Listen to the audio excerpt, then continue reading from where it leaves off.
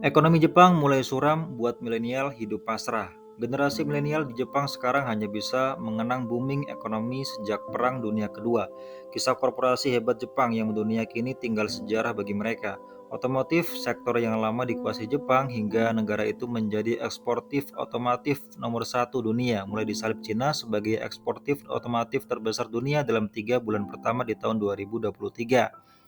Milenial Jepang menurut Seijiro Takeshita, dekan Sekolah Manajemen Informatika dan juga Inovasi di University of Shizuoka, tidak lagi seperti generasi sebelumnya yang suka pergi dan bekerja keras terus hingga meninggal. Kini generasi mereka mengidap sentimen negatif, menyaksikan peristiwa negatif internasional, krisis, dan juga berbagai bencana alam. Hanya 20% saja warga Jepang yang termasuk kalangan milenial, jumlahnya sekitar 22 juta jiwa, lebih rendah dari jumlah milenial Amerika Serikat sebanyak 72 juta, dan jauh lebih rendah dari milenial Cina sebanyak 400 juta jiwa.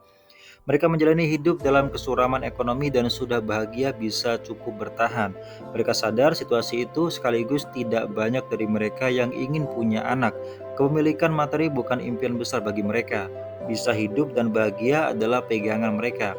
Rasa tidak aman secara ekonomi menyergap milenial. Seperti ayam dan telur, kesuraman ekonomi Jepang antara lain disebabkan penduduk yang menurun dari level tertinggi 128,1 juta jiwa pada tahun 2008 menjadi 125,7 juta jiwa pada tahun 2021. Kelesuan ekonomi ini sudah berlangsung 3 dekade atau sejak tahun 1991. Dan kelesuan ekonomi ini yang antara lain membuat milenial Jepang enggan memiliki keturunan. Meski demikian, penduduk menua turut menambah kelesuan perekonomian Jepang. Stimulus ekonomi Jepang yang gencar dilakukan tidak berhasil menggerakkan perekonomian dan hanya bersifat sementara.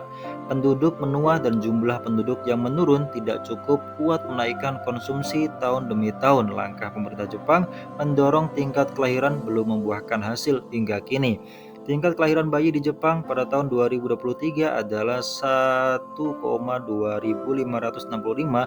Ini lebih rendah dari tingkat kelahiran pada tahun 2005, yaitu 1,2601. Lalu apa yang dilakukan pemerintah Jepang menghadapi situasi sulit seperti ini?